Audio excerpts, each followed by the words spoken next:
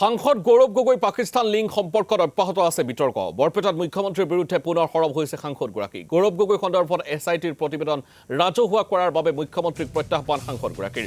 ৰাজ্যৰ বিভিন্ন সমস্যাক লৈও সৰব সাংসদগৰাকী।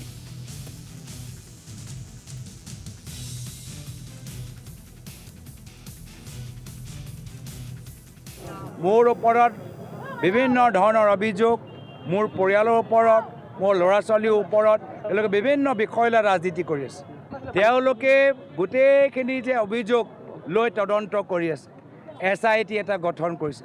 আমিতো বাৰম্বাৰ কৈছোঁ যে SITত কি পালা, SIT জমা কৰা, তোমালোকে ফেব্ৰুৱাৰী মাহৰ পৰা একেখিনি কথা দোহাৰি আছা। আৰু আমিতো কৈছোঁ যে আজিয়ে জমা কৰা আৰু ৰাজহুৱা কৰা। আজি আমি পাকিস্তানক যি পাকিস্তানৰ পৰা সন্ত্ৰাসবাদী আহি আমাৰ ভাৰতীয় নাগৰিকৰ ওপৰত আক্ৰমণ কৰিলে, হত্যা কৰিলে, আমি পাকিস্তানক বিজেপি চৰকাৰৰ পৰা এটা শক্তিশালী প্ৰতিক্ৰিয়াটো বিচাৰোঁ। আমি আজি তাৰিখত চৰকাৰক সমৰ্থন জ্ঞাপন কৰিছোঁ, কিন্তু দুখৰ কথা যে পাকিস্তানক এটা শক্তিশালী এটা প্ৰতিক্ৰিয়া দিয়াতকৈ, সন্ত্ৰাসবাদীসকলক ধৰাতকৈ বিজেপি দল ঠায়ে ঠায়ে নিজৰ আঞ্চলিক ৰাজনীতি কৰি আছে।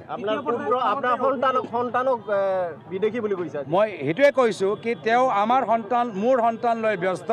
আমি অসমৰ দুখীয়া ঘৰৰ ল'ৰা ছোৱালীৰ ভৱিষ্যলৈ আমি চিন্তা